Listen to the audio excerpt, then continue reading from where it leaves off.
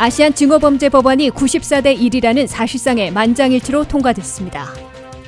워싱턴 DC를 51번째 주로 승격시키는 법안이 연방 하원을 통과했으나 상원 통과는 쉽지 않을 것으로 보입니다. 조 바이든 대통령이 2030년까지 온실가스 배출을 절반 수준으로 줄이겠다고 선명해 산업구조에 일대 변화를 예고하고 있습니다. 미 신규 실업수당 청구 건수가 지난주 54만 7천 건을 기록해 2주 연속 최저치를 기록했습니다. 한국 법무부가 입국 외국인을 대상으로 전자여행 허가제를 5월부터 시범 운영하고 9월부터는 본격 시행할 예정입니다. 시청자 여러분 안녕하십니까? 워싱턴 뉴스 투데이입니다. 아시안 증오범죄를 강력하게 추적 수사해 단죄하려는 코비드-19 증오범죄 법안이 연방상원에서 94대 1이라는 사실상의 만장일치로 승인됐습니다. 연방하원이 다음 달 초 최종 승인하고 조 바이든 대통령이 서명 발효시키면 연방 차원에서 아시안에 대한 증오범죄를 신고받아 통합 추적하고 신속 전담 수사하게 될 것으로 예상되고 있습니다. 김지수 기자의 보도입니다.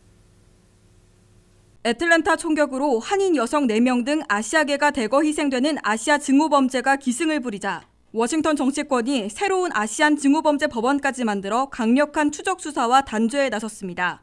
코비드-19 증오범죄 법안은 오늘 연방상원 전체 회의 표결에서 찬성 94대 반대 1이라는 압도적 표차로 승인됐습니다. The yeas are 94, the nays are 1. The 60-vote threshold having been achieved, the bill as amended is passed. 공화당의 존 할리 상원의원 1명만 반대했을 뿐 보기 드물게 초당적 합의, 사실상의 만장일치로 통과됐습니다. 상원 다수당 대표인 민주당의 척 슈머 대표는 우리는 결코 최근의 아시아계를 향한 편견과 폭력의 파고를 용납하지 않을 것이며 증오범죄를 저지르는 행위에 대해선 법에 따라 철저히 추적해 단죄할 것이라고 선언했습니다. We will not tolerate violence and bigotry against you. We're going to pursue you to the full extent of the law. 조 바이든 대통령은 이미 아시안 증오범죄 차단책으로 코비드-19 증오범죄 법안을 조속히 통과시켜달라고 연방의회에 촉구해왔습니다. 코비드-19 증오범죄 법안은 한국계 남편을 두고 있는 대만계 그레이스 맹 하원의원과 일본계 마지 히로노 상원의원이 상하원에 상정해 주도해왔습니다. 연방 상원에 이어 연방 하원은 5월 초 압도적 초당적 지지로 통과시킬 것으로 보이고 바이든 대통령은 이미 서명을 발효시켜 강력히 집행할 것이라고 약속해 놓고 있습니다. 이 법안이 통과돼 시행되면 기존의 증오범죄법에 따라 인종과 피부, 국적, 성별, 성적 취향, 장애 등에 대한 혐오, 증오범죄에다가 코로나 바이러스의 진원지라며 아시안을 무차별 공격하는 행위도 증오범죄로 수사해 강력 처벌할 수 있게 됩니다. 이 법안은 또 증오범죄로 여겨지는 사건이 발생하면 연방 법무부가 1명 이상 전담 요원을 임명해 해당 지역 사법당국과 증오범죄로 신속 수사하도록 의무화시키고 있습니다. 이와 함께 연방 법무부는 각 주와 로컬 사법당국과 협력해 피해자들이 손쉽고 빠르게 신고할 수 있도록 다국어로 된 온라인 신고 시스템을 구축하고 통합 추적하게 됩니다. 현재 무거운 처벌이 가능한 증오범죄로 규정하는 것에 책임자나 범위가 애매모호해 큰 문제로 지적돼 왔는데 새로운 법이 시행되면 연방 법무부 책임자가 해당 지역 사법당국과 협의해 신속하게 수사 검토하고 증오범죄로 규정해 기소해 엄단할 수 있게 될 것으로 보입니다. WKTV 뉴스 김지수입니다. 워싱턴 DC를 미국의 51번째 주로 승격시키는 법안이 연방 하원을 통과해 30년 만에 수건이 최종 성사될지 주목되고 있습니다. 하지만 연방 상원에선 민주당 전원 50명에다가 공화당 10명 이상이 동참해야 하므로 최종 가결될지는 불투명한 것으로 보입니다. 박남주 기자의 보도입니다. 미국의 수도 워싱턴 DC를 51번째 주로 승격시키려는 민주당의 시도가 연방 하원 관문을 통과하고 가장 힘겨운 연방 상원으로 넘겨져 역사적인 분수령을 맞고 있습니다. 워싱턴 DC를 51번째 주로 승격시키려는 법안인 HR 51 법안은 하원 전체 회의 표결에서 찬성 216, 반대 208표로 가결됐습니다. On this vote, the yeas are 216. The nays are 208. The bill is passed. 투표 불참자를 제외한 찬성 216표는 전원 민주당 하원 의원들이고 반대 208명은 전원 공화당 의원들로 철저한 당파에 따른 표결이었습니다. 이 법안은 워싱턴 DC를 스테이트 오브 워싱턴 더글러스 커먼웰스로 명명하는 51번째 주로 승격시키도록 하고 있습니다. 더글러스는 19세기 노예 해방론자이자 사회개혁운동의 리더였던 프레드릭 더글러스에서 이름을 딴 것입니다. 워싱턴 DC가 51번째 주로 승격되면 연방 하원 의원은 1명이지만 연방 상원 의원은 2명이나 탄생하게 됩니다. 하지만 워싱턴 DC의 51번째 주 승격은 이번에도 최종 승인될지 확실치는 않은 것으로 보입니다. 워싱턴 DC의 주 승격 법안은 30년 이상 시도되고 있으나 지난해 처음으로 연방 하원에서 승인됐을 뿐이었고 연방 상원에서 제동이 걸리는 등 번번이 무산돼 왔습니다. 현재 민주당이 백악관과 연방 상하원을 동시 장악하고 있어 최후 고비는 연방 상원으로 꼽히고 있습니다. 연방 상원에서는 공화당의 반대에 따른 필리버스터까지 넘어서려면 민주당 상원 의원 50명 전원에다가 공화당 상원 의원 10명 이상이 동참해야 되는데 60표 장벽을 넘기기는 힘겨워 보입니다. 공화당 진영에서는 민주당 아성인 워싱턴 DC에서 연방 상원 의원 2명이 탄생하면 전체 연방 상원 구도가 공화당에게 결정적으로 불리해지기 때문에 결사 반대하고 있는 것으로 분석됩니다. WKTV 뉴스 박남주입니다. 조 바이든 대통령이 화상으로 열린 환경 정상회의에서 미국은 2030년까지 기후변화를 초래하는 온실가스 배출을 절반 수준으로 줄이겠다고 대내외에 천명했습니다. 바이든 대통령은 이를 위해 휘발유 등 화석연료 사용을 획기적으로 줄이는 대신 전기차 등 클린 에너지를 대폭 확충해야 하기 때문에 미국 경제 산업에 큰 변화를 가져올 것으로 예고되고 있습니다. 보도에 한면택 기자입니다.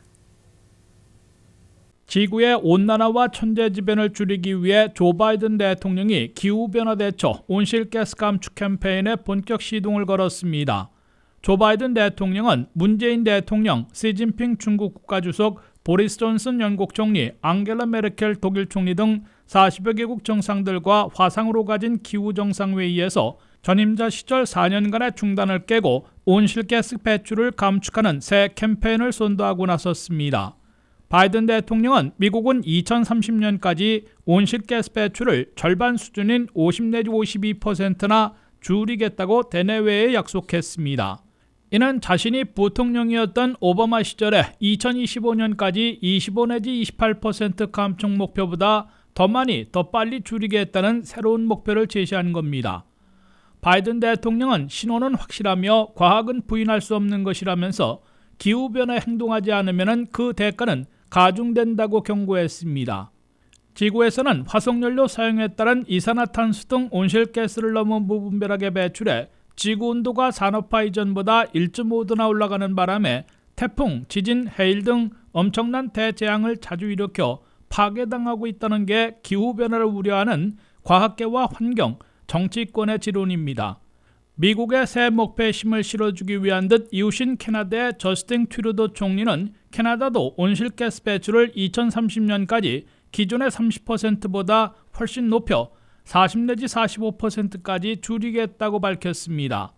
반면 대기오염 최대 배출국들로 꼽히고 있는 중국의 시진핑 주석이나 인도의 나렌드라 모디 총리는 기존의 계획을 이미 실행 중이라고 주장했을 뿐 새로운 목표는 제시하지 않았습니다. 바이든 대통령이 온실가스 배출을 2030년까지 절반 수준으로 감축하겠다고 약속함에 따라 미국에서는 휘발유와 석유 등 화석연료 사용을 획기적으로 줄이는 대신에 그린 에너지의 비중을 대폭 높이게 될 것으로 예고되고 있습니다. 셰일 오일과 가스 생산이 급감하는 대신 전기차와 5G, 초고속 정보통신 등을 대폭 확충해야 하기 때문에 미국 산업에도 일대 변화를 초래할 것으로 예상되고 있습니다. 이 때문에 새로운 바이든 기후변화 대처 방안은 국제적뿐만 아니라 국내에서도 거센 논쟁을 겪게 될 것으로 확실시되고 있습니다. 공화당 진영은 미국만 산업구조 조정, 대규모 투자, 경쟁력 저하 등 엄청난 희생을 해가며 온실가스 감축에 나설 수는 없으며 최대 오염 배출국들인 중국과 인도 등과 함께 해야 한다고 지적하고 있습니다. 이와 함께 미국의 산업구조 조정과 관련해 공화당은 물론 민주당 일각에서도 셰일 오일과 가스 시추를 급감시키면 그 직종의 일자리가 수백만 개 사라지고 지역 경제는 파탄나는 데다가 미국의 에너지 독립 위상도 상실하게 된다며 급격한 전환에는 반대하고 있습니다. WKTV 뉴스 한면택입니다. 미 전역의 신규 실업수당 청구 건수가 지난주 54만 7천 건으로 하락하며 2주 연속 최저치를 기록해 고용시장이 예상보다 빨리 개선되고 있다는 청신호가 켜지고 있습니다. 다만 실업수당을 받고 있는 실직자들은 주별 레귤러 수당은 매주 줄어들고 있는 반면 자영업자와 임시직, 장기 실직자들을 포함하는 연방 실업수당까지 합하면 1,740만 명으로 다시 늘어난 것으로 나타났습니다. 김지수 기자의 보도입니다. 미국 경제 급반등에 필수적인 고용 개선이 예상보다 빠른 속도로 이루어지고 있다는 평가를 받고 있습니다. 미 전역에서 새로 신청한 신규 실업수당 청구 건수는 지난 한 주 54만 7천 건으로 연방 노동부가 집계했습니다. 이는 전주 58만 6천 건에서 3만 9천 건 줄어든 겁니다.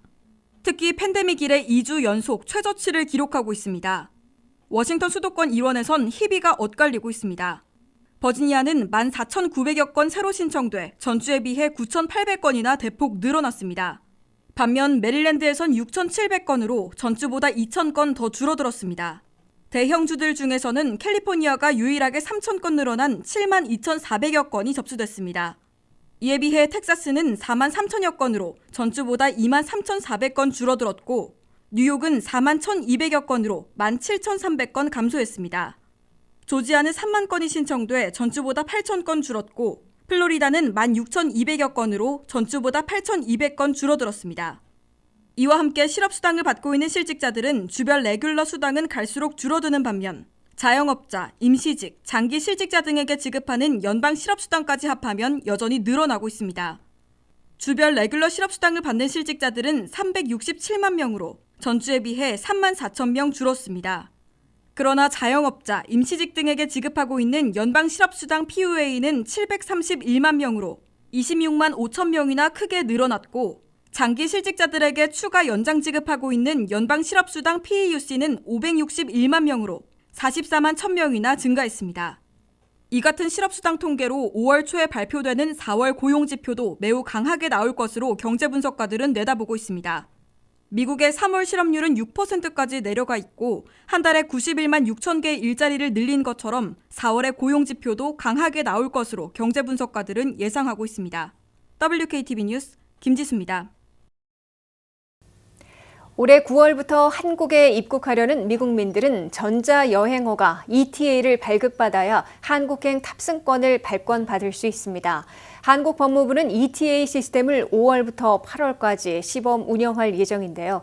이 기간에 신청하면 수수료 10,000원을 면제받게 됩니다. 한국 방문 전 할 일이 하나 더 생긴 셈이지만 입국 신고서를 쓰지 않아도 되고 보다 신속하게 입국 심사를 받을 수 있다는 장점도 있습니다. 박남주 기자의 보도입니다. 한국 법무부가 5월부터 한국에 입국하는 외국인을 대상으로 전자여행 허가제 ETA를 시범 운영할 예정입니다. ETA란 외국인이 비자 없이 입국하고자 할 때 방문할 나라의 홈페이지에 개인 및 여행 관련 정보를 입력하고 입국하려는 나라의 여행 허가를 미리 받는 제도입니다.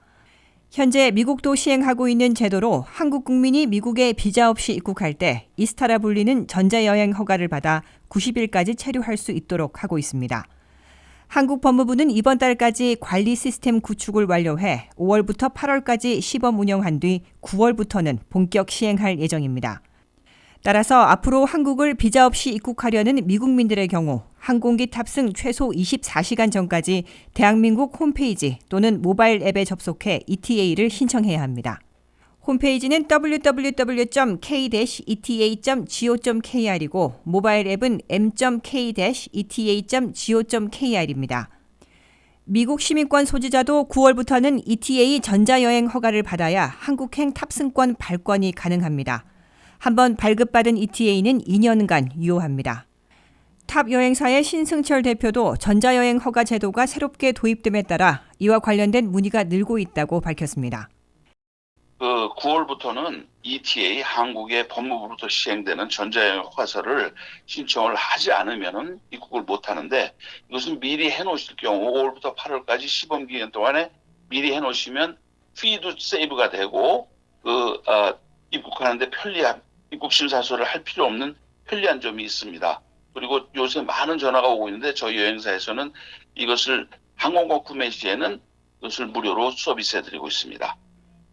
ETA를 승인받은 경우 한국 도착 후 입국 신고서 제출이 면제되며 신속한 입국 심사를 받는다는 장점이 있습니다. 9월부터 본격 시행될 ETA는 현재 코로나 상황을 감안해 무비자로 입국이 가능한 미국 포함 21개국 국민을 대상으로 우선 시행할 예정입니다. 5월부터 8월까지 시범 운영 기간에는 ETA 신청이 의무는 아니나 신청 수수료 10,000원이 면제됩니다. WKTV 뉴스 박남주입니다.